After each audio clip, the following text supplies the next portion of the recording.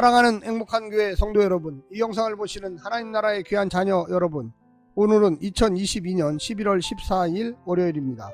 오늘 매일 성경 본문에서는 왕의 총애에도 다니엘을 구할 수는 없었습니다. 다니엘은 사자굴에 떨어지고 왕은 번뇌하고 음모자들은 승리를 즐깁니다. 하지만 음모자들의 주도 면밀한 계획은 바로 여기까지였습니다. 풀무불이 왕의 권력 밖에 있었던 것처럼 봉인된 사자굴도 이들의 능력 밖에 있었습니다. 사자굴은 오직 이적과 기사를 행하시는 이만 활동할 수 있는 공간이었습니다.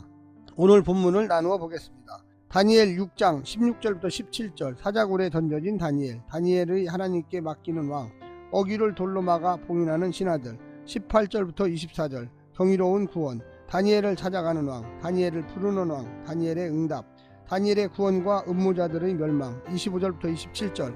하나님의 능력을 인정하는 왕, 조서를 내리는 다리오, 경외받는 다니엘의 하나님, 이적과 기사를 행하시느니. 28절. 다니엘의 행동. 오늘 본문 다니엘 6장 16절부터 28절까지의 말씀을 듣고 다시 오겠습니다.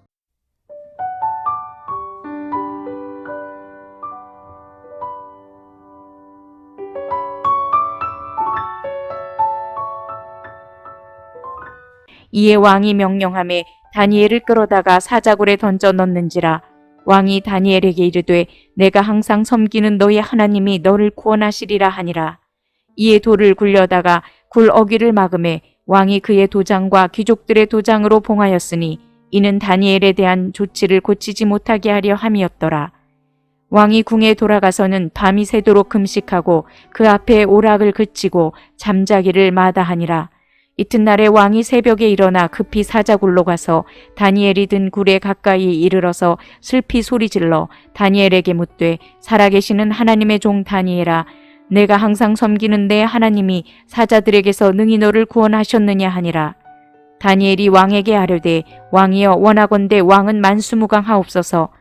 나의 하나님이 이미 그의 천사를 보내어 사자들의 입을 봉하셨으므로 사자들이 나를 상해하지 못하였사오니 이는 나의 무죄함이 그 앞에 명백함이오며 또 왕이여 나는 왕에게도 해를 끼치지 아니하였나이다 하니라. 왕이 심히 기뻐서 명하여 다니엘을 굴에서 올리라 하매 그들이 다니엘을 굴에서 올린즉 그의 몸이 조금도 상하지 아니하였으니 이는 그가 자기의 하나님을 믿음이었더라. 왕이 말하여 다니엘을 참수한 사람들을 끌어오게 하고 그들을 그들의 처자들과 함께 사자굴에 던져넣게 하였더니 그들이 굴 바닥에 닿기도 전에 사자들이 곧 그들을 움켜서 그 뼈까지도 부서뜨렸더라. 이에 다리오 왕이 온 땅에 있는 모든 백성과 나라들과 언어가 다른 모든 사람들에게 조서를 내려 이르되 원하건대 너희에게 큰 평강이 있을지어다. 내가 이제 조서를 내리노라.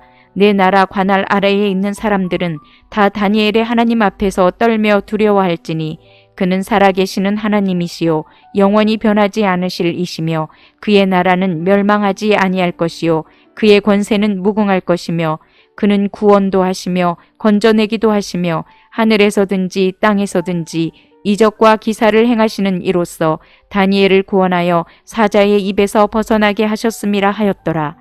이 다니엘이 다리오 왕의 시대와 바사 사람 고레스 왕의 시대에 형통하였더라.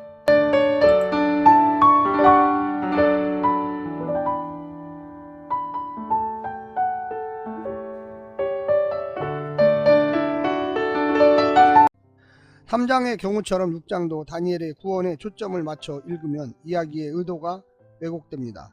죽음의 위협에도 불구하고 끝까지 신앙인의 의무를 다한 다니엘이 마침내 구원을 받고 형통합니다. 마치 행위적 보상적 신앙을 강조하는 이야기처럼 보이지만 이는 겉모습에 불과합니다. 6장은 경건한 다니엘의 시험을 도덕적 교훈적 관점에서 이야기하지는 않습니다. 본문의 시점은 철저하게 종말론적입니다. 영원한 하나님 나라와 그분의 통치를 확신하고 그 시각에서 현재의 박해 상황을 바라봅니다. 시편의 탄식시와 비교해보면 좀 더 분명해집니다. 시인은 자주 현재 당하고 있는 불의한 고난에 언제까지 또는 어찌하여 하고 하나님께 따지듯이 묻는데 여기서는 고난과 박해를 믿음의 신실함을 보여주는 표징처럼 받아들입니다. 상응해서 고난의 극복이나 그 의미를 문제 삼지 않고 어떻게 해야 고난에 굴복하지 않고 끝까지 믿음의 의무를 준수할 수 있을지에 집중하고 있습니다. 다니엘은 잠시 피하거나 타협하지도 그렇다고 대놓고 맞서 싸우지도 않습니다. 그는 모든 것을 하나님의 손에 맡기고 평상시의 경건 생활을 그대로 유지합니다. 체념이 아닙니다. 하나님이 개입에 의한 그분 나라의 종말론적 승리를 확신했기 때문입니다. 오늘 본문을 세 부분으로 나누어 자세히 설명드리겠습니다. 첫 번째, 왕의 근심과 기도. 신하들이 계략에 빠져 충신을 잃을 뻔한 다리오 왕은 곧 정신을 차리지만 자신이 번복할 수 없는 조서를 내린 현실 앞에서 절망하며 다만 다니엘이 죽기를 두려워하지 않고 섬기는 하나님이 그를 구해 주기를 바랄 뿐입니다.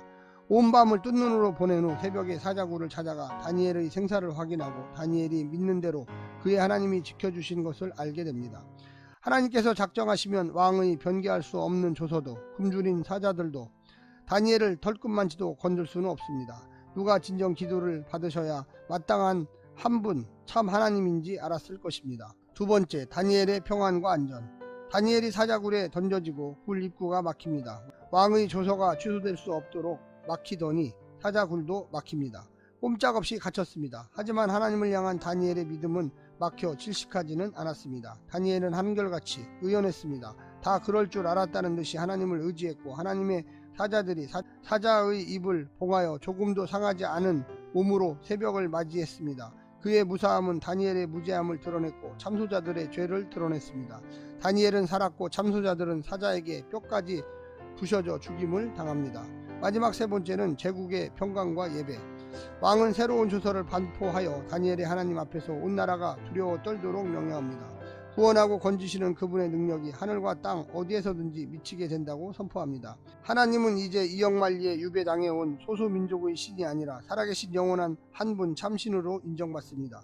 모든 나라들이 명멸을 거듭하겠지만 하나님만은 영원히 다스릴 것입니다. 다리오는 죽었지만 다니엘은 다리오를 지나 고레스 왕의 시대까지 형통하였다는 것은 세상의 제국은 수명을 다하지만 하나님 나라는 영원하다는 것을 말해주는 것이 아니겠습니까? 사랑하는 성도 여러분, 오늘도 힘내시고요. 하나님의 말씀처럼 살을 때 하나님께서 구원해 주시고 살려주시고 다시금 회복시켜 주신다는 것을 확실히 믿으시기를 간절히 부탁합니다. 오늘 하루도 승리하십시오. 샬롬.